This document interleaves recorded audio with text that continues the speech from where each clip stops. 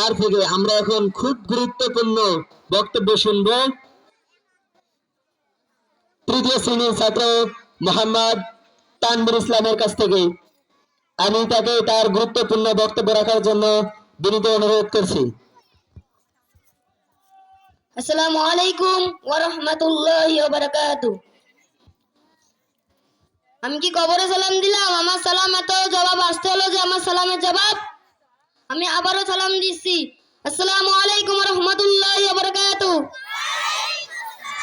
এখন ঠিক আছে। নাহমাদুহু ওয়া নুসাল্লি আলা রাসূলিল কারীম।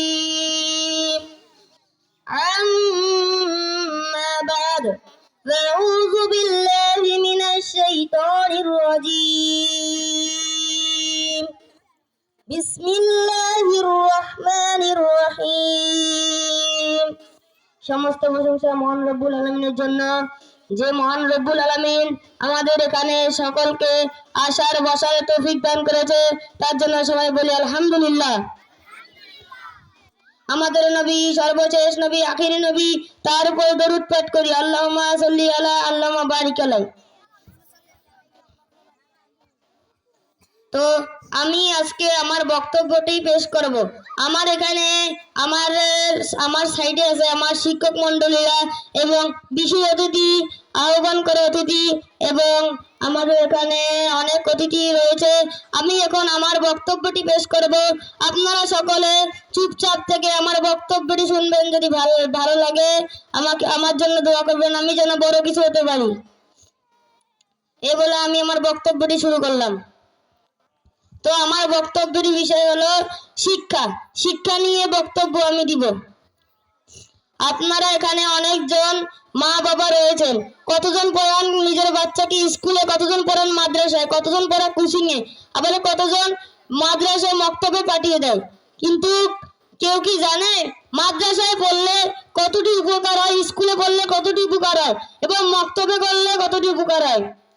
স্কুলে পড়ে যারা, তারা একটি জানাজার নামাজ কি পড়াতে পারবেন? সবাই বলুন।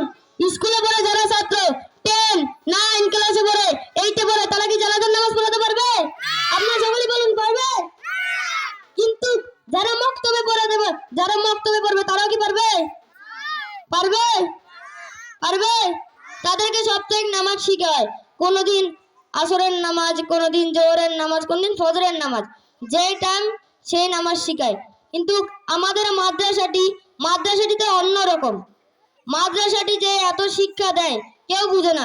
সবাই বলে মাদ্রাসাতে কোনো শিক্ষাই দেওয়া হয় না। সবাই বলে মাদ্রাসাকে নিয়ে ঠাট্টা হাসি মস্করি করে।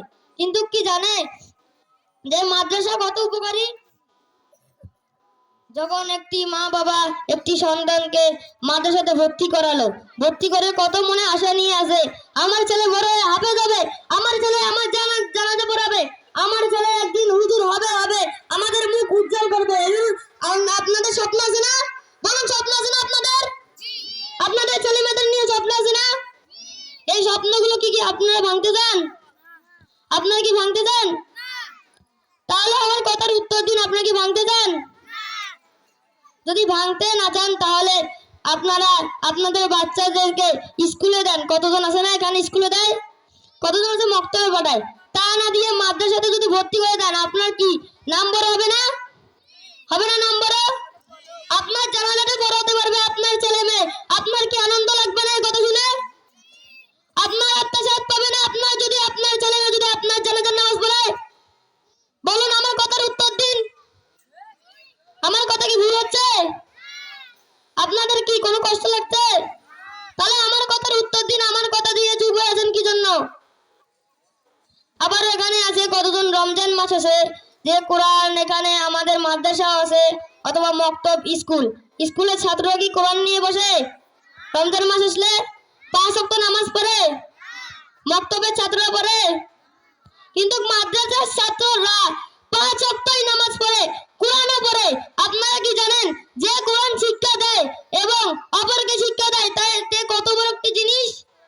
আপনারা কেউ জানেন না। কেন আপনারা বলেন স্কুলে, আপনারা বলেন মক্তবে? আপনারা জানেন আমার রাসূল সাল্লাল্লাহু আলাইহি সাল্লাম একটি হাদিসে বলেছেন, খায়রুকুম মান তাআল্লামাল কুরআনা ওয়া আল্লামাল। হাদিস শরীফের অর্থ, তোমাদের মধ্যে সর্বোত্তম ওই ব্যক্তি যে কোরআন মাজিদ শিক্ষা করে এবং অন্যকে শিক্ষা দেয়। আপনাদের ছেলে মেয়েকে এখানে ভর্তি করালেন, কোরআন মাজিদ শিক্ষা করে বড় একটি হাফেজ হয়ে অন্যকে শিক্ষা দিতে পারবেন না?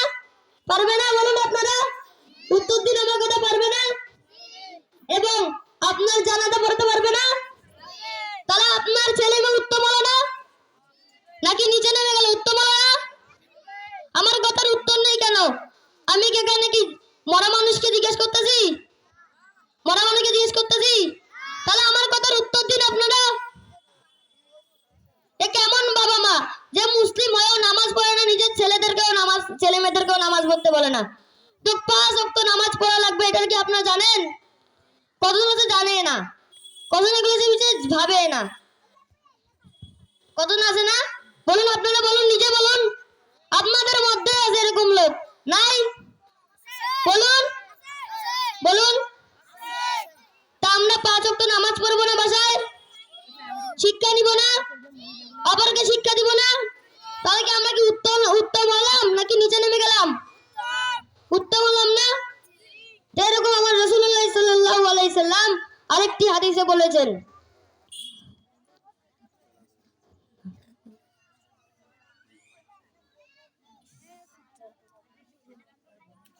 ফাদলুল আলিমি আলাল আবিদি কাফাদলি আলা আদনাকুম।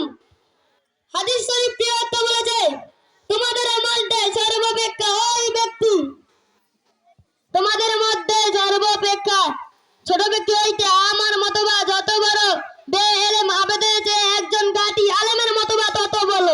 বলুন, আপনারা যদি হিংসা করি ছোটদেরকে নিয়ে, কতজন আছে না যারা স্কুলে পড়ে? আমরা কতজন মাদ্রাসাতে পড়ে ছোট ছেলে মেয়ে, তারা ছুটি হলে যায়, যায় না? স্কুলের ছেলে মেয়েদের সাথে দেখা হয় না? দেখা হয় না? অথবা প্রাইভেট পড়তে যায়, ওখানেও দেখা হয়। বলে ওরা মাদ্রাসায় কি পারে, কিটা পারে, বলে না এরকম কোন ছেলে মেয়ে স্কুলে পড়ে? কিন্তু মাদ্রাসার ছাত্ররা যা পারে, স্কুলের ছাত্ররা কি তা পারে? বলুন আমার কথা উত্তর দিন, তা পারে? একটা কি মা বাবার জানাজার নামাজ পড়াতে পারবে স্কুলের ছাত্র? মাদ্রাসার ছাত্র পাবে না? বলুন আমার কথা উত্তর দিন। একটা কি স্কুলের ছাত্র কোরআন পড়তে পারবে? এক কোরআন কি একবার খতম দিতে পারবে? মাদ্রাসার ছাত্র পারবে না? একটা কি স্কুলের ছাত্র 5 ওয়াক্ত নামাজ পড়ে, রোজা রাখে, কোরআন পড়ে? তো মাদ্রাসার ছাত্ররা 5 ওয়াক্ত নামাজ এবং কোরআন পড়ে, আমরা জানি না সকল? আমরা আমাদের ছেলে মেয়েদেরকে এখানে ভর্তি করে মাদ্রাসাতে, জানো আমাদের ছেলে মেয়ে একটু বড়, আপনারা চান না? চান না? চান না? আপনারা বড় হয়ে একদিন শিক্ষার্থী হবেন। আপনারা মনে করেন স্কুলে পড়লেন, স্কুলে পড়ে একদিন বড় একজন হলেন, কিন্তু মাদ্রাসার একটি পড়া, এটা কি ইসলাম ধর্মের মধ্যে আছে না? আছে না? কোরআন পড়া কি হিন্দু ধর্মের মধ্যে আছে নাকি ইসলাম ধর্মের মধ্যে? আপনারা নিজে বলেন, আপনারা কি হিন্দু নাকি ইসলাম? মুসলিম নাকি হিন্দু? যদি মুসলিম হয়ে থাকেন 5 ওয়াক্ত কি জন্য নামাজ পড়েন না? আমাকে বলেন, এটা উত্তর দিন। আপনারা 5 ওয়াক্ত কি জন্য নামাজ পড়েন না যদি মুসলিম হয়ে থাকেন? এখন উত্তর দিন, উত্তর কি জন্য দিতে পারছেন না আপনারা? চুপচাপ করে আছেন, 5 ওয়াক্ত নামাজ পড়েন না মুসলিম হয়ে, মুসলিমের ঘরে জন্ম নিয়ে। আমি এখন দেখি যারা আমার থেকে বয়স 15, 16, 17, তারা 1 ওয়াক্ত নামাজ পড়ে না। ছোটবেলা থেকে আমরা মাদ্রাসাতে পড়তেছি, আমরা 5 ওয়াক্ত নামাজ পড়ি, কিন্তু যারা আমার থেকে বড় হয়েছে তারা 1 ওয়াক্ত নামাজ পড়ে না। তাদের একটুখানি বয়স বেড়ে গেলে, বুড়া হওয়ার যাদের মানে জুয়ান বুড়া হয়ে যাওয়ার সময় তারা নামাজ শুরু করে দেয়। কি আপনাদের কি এখন নামাজ পড়ার সময় নয়, নাকি বুড়া হলে নামাজ পড়ার সময়? 7 বয়স থেকে, যার 7 বয়সের উপর যাবে, 7 বয়স হলে নামাজের হিসাব শুরু হবে আপনাদের। আপনি মরুন না কি করুন করুন, কিয়ামতের দিন আপনার হিসাব হবে না নামাজের। 7 বছরের পর থেকে যারা 8 বছর পড়বে, অথবা 7 বছর 7.5 বছর, তার কি নামাজের হিসাব হবে না? তার নামাজের সময় তখন থেকে হবে। বলুন ঠিক না বেঠিক? ঠিক না বেঠিক বলুন? তা আপনারা কি 5 ওয়াক্ত নামাজ পড়বেন এখন থেকে? আমাকে উত্তর দিন, 5 ওয়াক্ত নামাজ পড়বেন? রমজান মাসে রোজা রাখবেন? যদি রোজা রাখেন, যদি কোরআন পড়বেন, কোরআন পড়া শিখা লাগবে না? যাদের ছেলে মেয়ে এখানে মাদ্রাসায় পড়ে, তারা যদি বাসায় যায়, তাদেরকে যদি খেলার মাঠেও থাকে, তাদেরকে আপনাদের কাছে অনুরোধ, আপনারা নামাজ পড়বেন এবং তাদেরকেও মসজিদে দিয়ে পাঠাবেন নামাজ পড়ার জন্য। নামাজটি ইসলাম ধর্মের মূল, কোরআনটি ইসলাম ধর্মের মূল। এগুলো পড়াই লাগবে বাধ্যতামূলক। এগুলো না পড়লে ইসলাম ধর্মে কোনো আসেই না। যেরকম কত মানুষ পড়ে আছে নামাজে পড়ে না। হিন্দুরা তো পূজা করে, যেরকম আমরা আল্লাহ তাআলা ইবাদত করি না, নামাজ পড়ি, আল্লাহ তাআলা ইবাদত করি না। হিন্দুরা তেমন মূর্তি ইবাদত করে। হিন্দুরা দেখেন যে হিন্দুরা মূর্তির ঘরে পড়ে আছে, পূজা করতেছে হিন্দুরা। তো মুসলমান কেন 5 ওয়াক্ত নামাজ পড়ে না? মুসলমান কেন মুসলমানের ঘরে জন্মগ্রহণ করে 5 ওয়াক্ত নামাজ পড়ে না? এখন আমাকে এটা উত্তর দিন। আপনারা কেমন মুসলমান হলেন যদি 5 ওয়াক্ত নামাজ না পড়েন, রমজান মাসে রোজা না রাখেন, আবার কোরআন যদি না পড়েন? আপনারা কেমন মুসলমান হলেন? আমাকে উত্তর দিন তো। একটা মায়ের গজল বলিয়া শেষ করে দাও। হ্যাঁ, এবং আমাদের কিয়ামতের দিনে একটি হিসাব হবে নামাজের, এটা কি আপনারা জানেন? আবার আপনারা নামাজ পড়বেন 5 ওয়াক্ত, ঠিক আছে, নামাজ কি এটা তো আপনারা জানেন না। জানেন রাসূলুল্লাহ সাল্লাল্লাহু আলাইহি সাল্লাম একটি হাদিসে বলেছেন, মিফতাহুল জান্নাতিস সালাহ, নামাজ বেহেশতের চাবি। আপনারা যদি নামাজ না পড়েন বেহেশতের চাবি পাবেন? বলুন পাবেন? নামাজ পড়লে পাবেন নাকি পাবেন না বলুন তো? তেমনই আমার রাসূল সাল্লাল্লাহু আলাইহি সাল্লাম অনেকটা হাদিসে বলেছেন, আউয়ালু মা ইউহাসাবু বিল আবদু ইয়াউমাল কিয়ামাতিস সালাহ, কিয়ামতের দিন সর্বপ্রথম নামাজের হিসাব হবে। বলুন ঠিক না বেঠিক?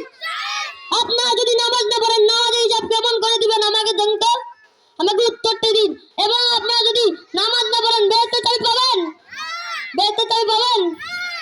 একটি একটি একটি আমার ইসলামী সঙ্গীতে বলে দিয়েছে যে কবর হবে তোমার শেষ ঘর, কবর হবে তোমার শেষ ঘর, সাদা কাপড় পিন্দাইয়া,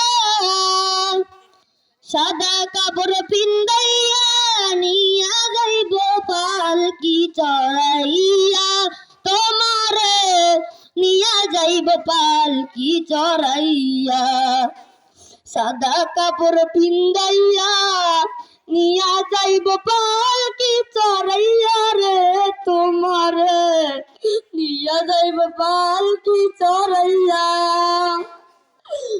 রাখি দিব মাটিতে, ঘর দিব বন্ধ করে তোমাকে, থাকবে তুমি একা, যাবে না কেউ সাথী, থাকবে চারদিকে মাটি, যাবে তুমি একা, যাবে না কেউ সাথী, চারদিকে থাকবে শুধু তোমারই মাটি। বল ঠিক না বেঠিক? ঠিক না বেঠিক বলুন? আপনার কি ওই ঘরে কি কোনো মানুষ থাকবে? আপনার সাথে কোনো মানুষ থাকবে? আপনি ওখানে যে থাকবেন? বলুন তো, আপনি মরলে আপনাকে গোসল করে সাদা কাপড় পিন্দিয়ে নিয়ে যাবে না, নাকি এমনিতে নিয়ে যাবে যেরকম বলছেন?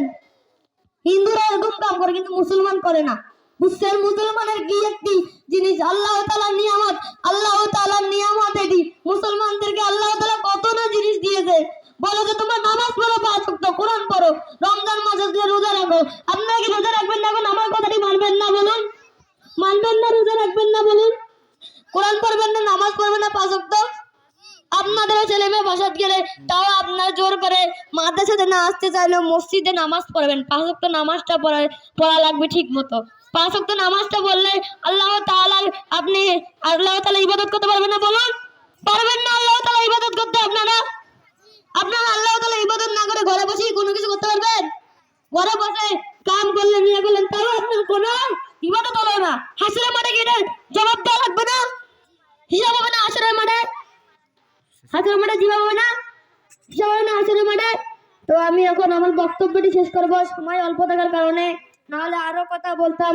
আমার এখন সময় নেই, এখানে আমাদের বার্ষিক পরীক্ষার রেজাল্ট দিবে, তার জন্য সময় অল্প করার জন্য আমি আমার বক্তব্যটি এখানে শেষ করছি। আসসালামু আলাইকুম ওয়া রাহমাতুল্লাহি ওয়া বারাকাতুহু।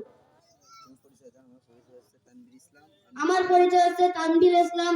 আমার দাদার বাড়ি এখানে, এই যে আমার দাদার বাড়ি এখানে রয়েছে। আমার দাদার নাম মোহাম্মদ মোজা মিয়া, আমার দাদির নাম মোসাম্মদ ফজিলা মিয়া, এবং আমার আম্মুর নাম মোসাম্মদ তানজিলা বেগম, এবং আমার আব্বুর নাম মোহাম্মদ জাহিদুল ইসলাম। আমাদের বাসা এখানে অষ্টগ্রামে, পূর্ব মধ্যনীলাপাড়ায় আমাদের বাসা এখানে। এবং এখানে আমাদের দাদার বাড়ি রয়েছে, মসজিদটা দেখানো। আমি জায়গার নাম চিনি না, নতুন তো রংপুরে নতুন এসেছি আমি চট্টগ্রাম থেকে 10 বছর পর। আমি এখানে কোনো নাম চিনি না, নাম চিনলে আপনাদেরকে পরে যেন আমি বড় হতে পারি। আমার জন্য দোয়া করবেন না সবাই, দোয়া করবেন না? এবং আপনাদের জন্য দোয়া লইল, আপনারা আমার কথাটা মেনে চলবেন।